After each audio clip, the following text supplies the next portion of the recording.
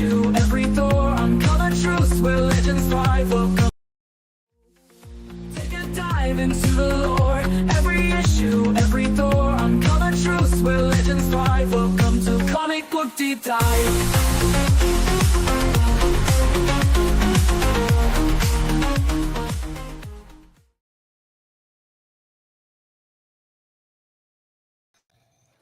All right, everybody, welcome back to Comic Book Deep Dives.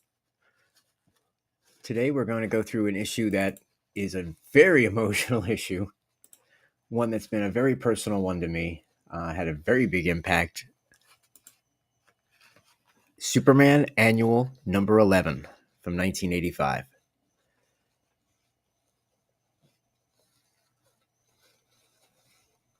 Okay, now this one is a heavy hitter, featuring the masterpiece For the Man Who Has Everything, written by the wizard himself, Alan Moore, with art by Dave Gibbons and inks by George Freeman. Now, this isn't just a comic, it's one of my all-time favorites, a story that stuck with me like kryptonite in the bloodstream. We're calling this episode Have Mercy, because that's what you'll be begging for by the end. It's beautiful, it's brutal, and it's got more emotional heft than Superman bench pressing a planet. Let's dive in.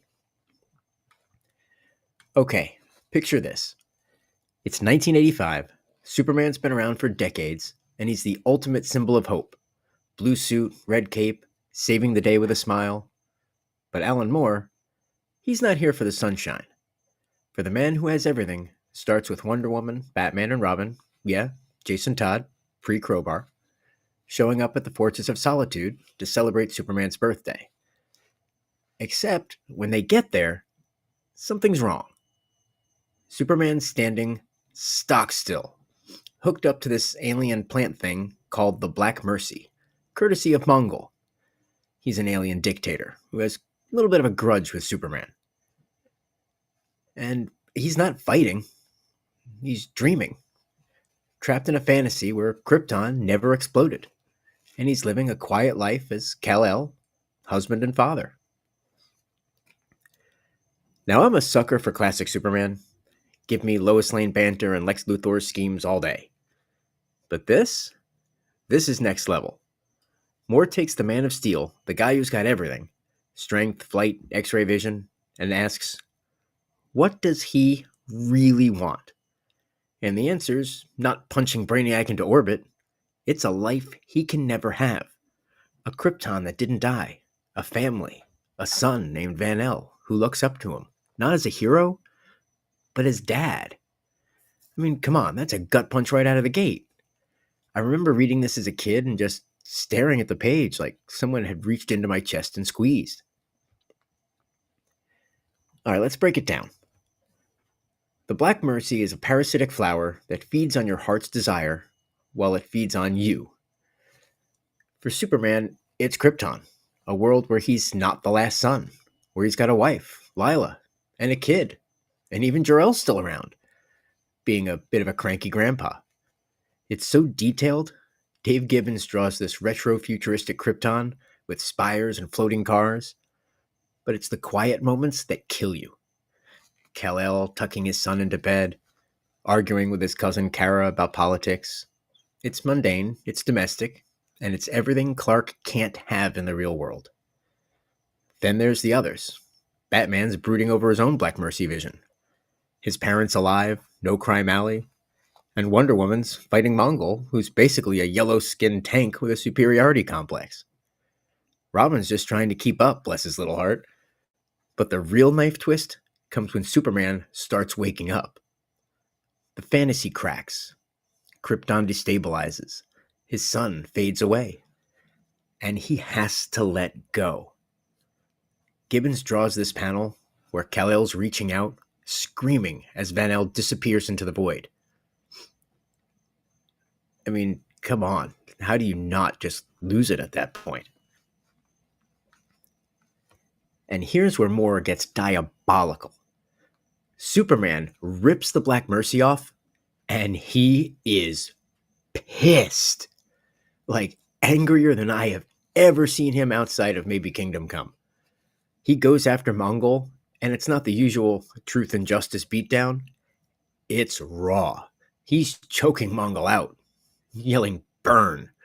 And you feel every ounce of that loss fueling him. As a fan, I'm used to Superman being the big blue Boy Scout.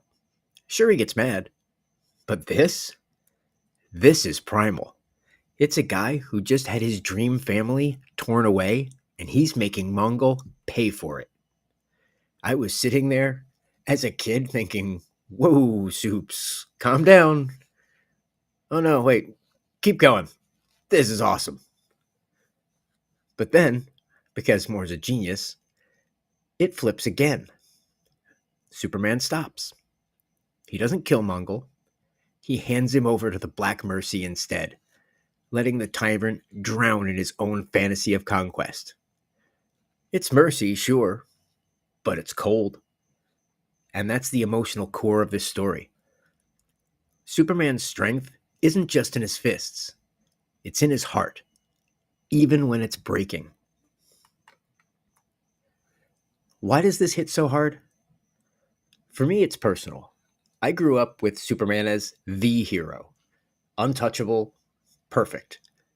But for the man who has everything, showed me he's human where it counts. He's got dreams, regrets, stuff he can't fix with heat vision. That Krypton fantasy, it isn't just his, it's ours. Who hasn't wished for a world where the bad stuff didn't happen? Reading this as a kid, I didn't have words for it, but I felt it. And as an adult, it's even worse. Or better, depending on how much you like sobbing over comics. I've got this beat up copy of Annual Number 11 on my shelf, and every time I flip through it, I'm back in the Fortress of Solitude, feeling Superman's loss like it's mine. And what a first meeting for Robin of Superman. It was the first time Jason Todd was meeting Clark. What a way to do it. And Gibbons' art seals the deal. It's crisp, precise, almost clinical, but so expressive. That shot of Superman with the Black Mercy on his chest, eyes blank, it's haunting. The way Mongol smirks while Diana's throwing haymakers, infuriating. And don't get me started on Batman's little side trip into his own fantasy. Bruce Wayne hosting a dinner party with mom and dad alive. Oh, come on. The emotional impact stuck with readers for 40 years. Fans still call it one of Superman's best stories. Hell, it got adapted into Justice League Unlimited. And even that episode made me just completely lose it. It's not about the action. It's not Mongol versus Wonder Woman. Although that is a slugfest for the ages. It's about what's underneath. Superman's invincible, but he's not invulnerable. Moore and Gibbons strip him down to his soul.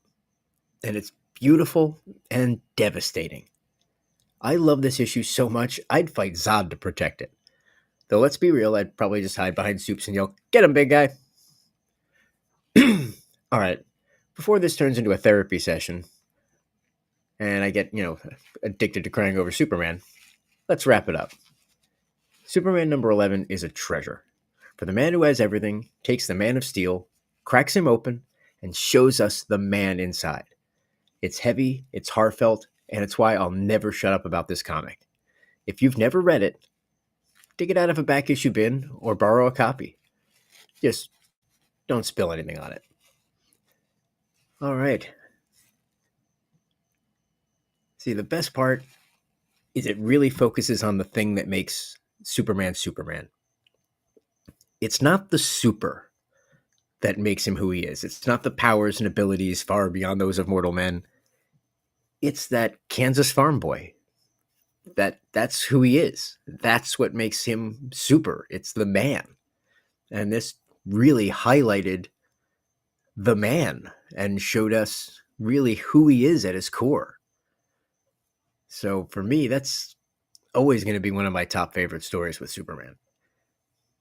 Well, let me know what you think about it. Have you read this? Have you read this issue? Have you not read it? Did you like it? Did you not like it? Let me know what you think. And if you have any other issues that you'd like to see us do on the show, let me know. Love to hear it. We're here for you guys. We want to do stuff you want to see. So let us know what that is. And again, thanks everyone for watching, everyone who's tuned in live and everyone who's watching later. We appreciate all of you. That's it for this episode of Comic Book Deep Dives. Thanks for watching, and I'll see you next time.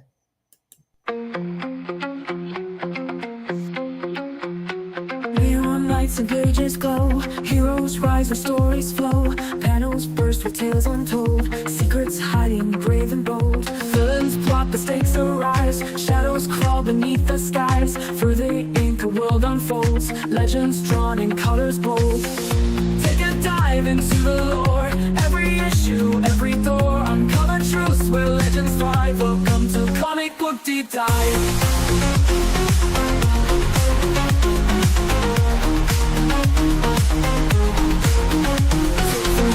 Claws and secret layers, masks that hide the weight they bear, cosmic battles, hearts collide, every frame a world alive. We're turning pages, chasing dreams, between the panels, nothing's as it seems. History lives where ink has bled, stories rising from the dead. Take a dive into the lore, every issue, every door, uncover truths where legends thrive. Welcome to Comic Book Deep Dive. Deep dive. Take a dive into the lore, every issue, every door, uncover truths where legends thrive. Welcome to Comic Book Deep Dive. Deep dive. From capes to claws and secret lair, every issue, every door, uncover truths where legends thrive. Welcome to Comic Book Deep Dive. Deep dive. Welcome to Comic Book Deep Dive.